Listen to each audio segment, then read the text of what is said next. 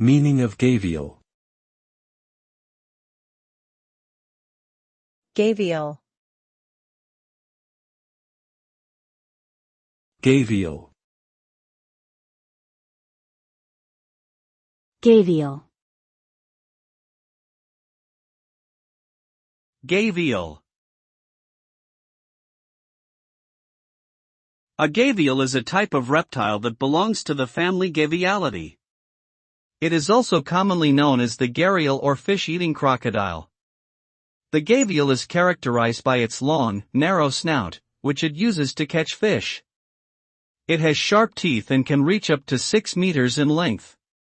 The gavial is found in India, Nepal, and Bangladesh, but its population has been declining due to habitat loss and hunting. Conservation efforts are being made to save this endangered species.